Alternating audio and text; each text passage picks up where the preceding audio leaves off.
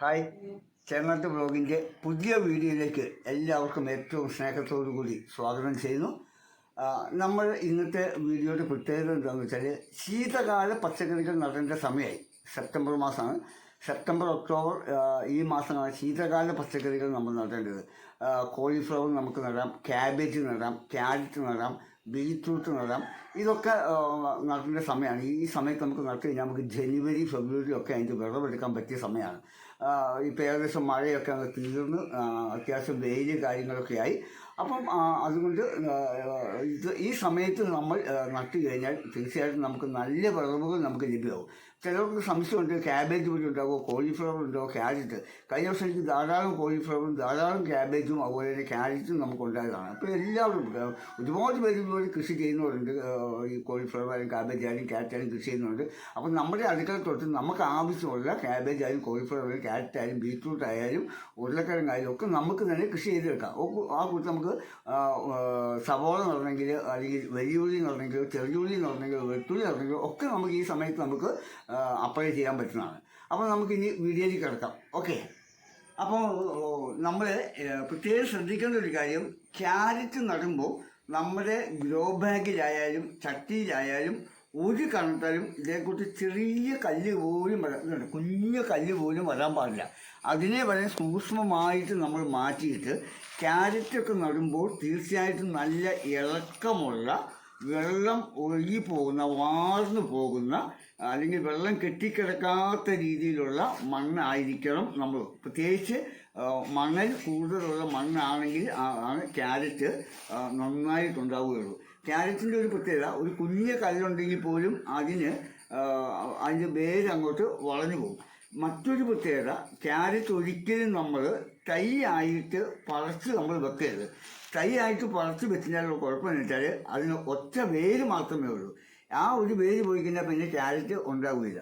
അപ്പോൾ ഞാൻ ഇതേക്കൂട്ട് ഒരു പോട്ടാണ് ഇപ്പോൾ ഞാൻ നിങ്ങളെ കാണിക്കുന്നത്. ഈ പോട്ടിനകത്തേക്ക് ഞാൻ അല്പം ഇതിൻ്റെ പ്രത്യേകത വെച്ചാൽ ഇത് ഞാൻ കുമ്മായം ഇട്ട് ചാണകപ്പൊടി ഇട്ട് എല്ലുപൊടിയും വേപ്പുമണ്ണാക്ക് ഇട്ട് നല്ല ഭംഗിയിൽ ഞാൻ ആക്കി വെച്ചു. അതുകൊണ്ട് ഇത് മണ്ണിര വരെ ഇതിനകത്ത് ഉണ്ടായിരിക്കുന്നുണ്ടോ. അപ്പം ഈ മണ്ണിര വരെ ഇതിനകത്ത് വരാനുള്ള പ്രധാന കാരണം, ഞാൻ ഇതേപോലെ തന്നെ ചാണകപ്പൊടിയും എല്ലുപൊടിയും വേപ്പിണ്ണക്കും കുമ്മായവും ഒക്കെ ഇട്ട് ഒരു 10-15 ദിവസം കഴിഞ്ഞ് മണ്ണായതിനാൽ മണ്ണിര ധാരാളമായിട്ട് ഇതിനകത്ത് ഉണ്ടായിട്ടുണ്ട്. അപ്പോൾ ഇതിലേക്ക് ഞാൻ ഒരു അല്പം മണ്ണ് അടിഭാഗത്തേക്ക് ഞാൻ ഇടുകയാണ്. ഇനി ഞാൻ ചെയ്യുന്നത്, ഇതിലേക്ക് അല്പം ഇല ഞാൻ ഇതിലേക്ക് ഇടുന്നു. ഉണങ്ങിയ ഇലയായാലും പച്ച ഇലയായാലും അതേപോലെ തന്നെ നമുക്ക് ഇച്ചിരി വെള്ളം നനഞ്ഞ ഇലയായാലും ഏത് ഇലയായാലും നമുക്ക് ഇട്ട് കൊടുക്കാം. കാരണം നമുക്ക് ചെടികൾക്ക് ആവശ്യമുള്ള വളം കിട്ടുക എന്ന് മാത്രമല്ല, ആവശ്യത്തിന് നൈട്രജനും പൊട്ടാസ്യം ഇതിനകത്ത് നിന്ന് ഇലയിൽ നിന്ന് നമുക്ക് കിട്ടുകയും ചെയ്യും. അപ്പം നിങ്ങൾ ആദ്യം അതിൽ ഞാൻ അല്പമേ ഇത് ഇട്ടിട്ടുള്ളൂ. അപ്പോൾ ഇതിലേക്ക് നമ്മൾ ഇനി ഒരു സംഭവം കൂടി ഒഴിച്ചാണ്, അത് ഞാൻ നിങ്ങളെ ഇപ്പോൾ കാണിച്ചു തരാം. ഇപ്പോൾ ആവശ്യത്തിന് ഇലയായി കഴിഞ്ഞാൽ ഇപ്പോൾ നിങ്ങൾ വിചാരിക്കും ഇതിനകത്ത് മുഴുവൻ ഇലയാണുള്ളത്. ശരിയാണ്, ഇലയാണ്. ഈ ഇലയെല്ലാം നമുക്ക് പൊടിഞ്ഞു പോകാൻ വേണ്ടി നമുക്ക് ഗോമൂത്രവും പച്ചച്ചാണകത്തോട് കൂടി കലക്കിയിട്ട് നമ്മൾ അല്പം, അതില്ലെങ്കിൽ പഴയങ്ങളിൽ ഒഴിച്ചു കൊടുക്കുക. അല്പം ഗോമൂത്രവും അതുപോലെ പച്ചച്ചാണകത്തോട് കൂടി കലക്കിയ ആ ദ്രാവകം നമ്മൾ ഇതിലേക്ക് ഒഴിച്ചു കൊടുക്കുക. കുറച്ച് ഒഴിച്ചാൽ മതി, വളരെ കുറച്ച് ഒഴിച്ചാൽ മതി. അതിനുശേഷം നമ്മൾ എന്ത് ചെയ്യുകയെന്ന് വെച്ചാൽ ആവശ്യത്തിന് പോട്ടിംഗ് മിശ്രിതം ഇട്ട് നമ്മൾ ഇത് നന്നായി ടൈറ്റാക്കി ചെയ്യുക. ഇത് നമ്മൾ വെള്ളം ഒഴിക്കുമ്പോൾ ഈ മണ്ണ്, ഈ പോട്ടിംഗ് മിശ്രിതം നേരെ അടിവശത്തേക്ക് പോകും. അപ്പോൾ ഒരിക്കലും ഇതിപ്പോൾ ഇത്രയും നമ്മൾ നിറച്ചാൽ മതി, ഇതിനപ്പുറത്തേക്ക് നമ്മൾ നിറയ്ക്കേണ്ട യാതൊരു ആവശ്യമില്ല. ഇത്രയും നിറച്ച് കഴിഞ്ഞാൽ തന്നെ നമുക്ക് ഒരു മാസം കഴിയുമ്പോൾ ഇതിൻ്റെ അടിയിലുള്ള ഇല മുഴുവൻ പോയിട്ട് എന്ത് സംഭവിക്കും, ഈ പോട്ടിംഗ് മിശ്രിതം താഴേക്ക് പോകും. അപ്പോൾ ഒരു 15-20 ദിവസം കഴിയുമ്പോൾ നമ്മൾ എന്ത് ചെയ്യണം, വീണ്ടും നമ്മൾ ഈ പോട്ടിംഗ് മിശ്രിതം വീണ്ടും ഇതിലേക്ക് ഇട്ട് കൊടുത്ത് അപ്പോൾ തന്നെ ചെടി നല്ല ഗ്രോത്തിൽ വരും. അപ്പോൾ ഇനി നമ്മൾ ഇത് ചെടികൾ നടുന്നതിന് മുൻപായിട്ട് നമ്മൾ ഒരു കാര്യത്തോട് കൂടി ചെയ്യണം. ഞാൻ ഓൾറെഡി ഇതിനകത്ത് ഞാൻ ചെയ്ത് വെച്ചിരിക്കുന്നതാണ് എല്ലുപൊടിയും വേപ്പുണ്ണാക്കും. ഞാൻ അങ്ങോട്ട് പറഞ്ഞു കഴിഞ്ഞാൽ ഞാൻ ഇതാ കുറച്ച് വേപ്പുണ്ണാക്കും കുറച്ച് എല്ലുപൊടി എടുത്ത് വെച്ചിരുന്നു, വളരെ കുറച്ചുള്ളൂ. അപ്പോൾ ഇത് രണ്ടും കൂടി നന്നായിട്ട് പൊടിച്ച് മിക്സ് ചെയ്തിട്ട് നമ്മൾ എന്ത് ചെയ്യുന്നത് വെച്ചാൽ, ഇത് തൈ നടുന്നതിന് മുന്നായിട്ട് ഇപ്പം ഞാൻ തൈ നടുന്നില്ല, ഞാൻ നാളെ രാവിലെ തൈ നടുന്നുള്ളൂ. അപ്പം തൈയൊക്കെ ഞാൻ ട്രെയിൽ പാകി വെച്ചിരിക്കുവാണ്. അപ്പം നാളെ രാവിലെ പറിച്ചു വെക്കാം എന്ന് ഞാൻ വിചാരിച്ചിട്ടാണ്. കാരണം തൈ ഇപ്പോൾ പറിക്കാൻ പോകാൻ എനിക്ക് പറ്റാത്തൊരു സാഹചര്യമാണ്. അപ്പോൾ ഇത് നമ്മൾ ഈ തൈ ഒരു അല്പം നമ്മൾ ഒരു പിടി എന്നൊക്കെ നമ്മൾ പറയാൻ ഒരു ഒരു ഒരു ഒരു അല്പം എടുത്ത് നമ്മൾ ഇതിൻ്റെ മുകളിൽ തൂവി കൊടുക്കുക. അതിനുശേഷം നമ്മൾ ഇത് സെൻറ്ററിൽ നമ്മുടെ തൈ നമ്മൾ നടുക.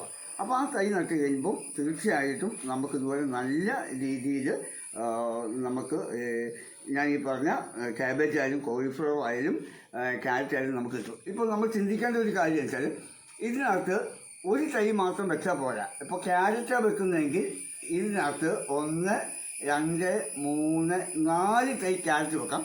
കോളിഫ്ലവർ ആയാലും ക്യാബേജ് ആയാലും ഒറ്റ തൈയെ വെക്കാൻ പാടുള്ളൂ. ബീറ്റ്റൂട്ട് ആണെങ്കിൽ ഇതിനകത്ത് 3 തൈകൾ നമുക്ക് വെക്കാൻ പറ്റുന്നതാണ്.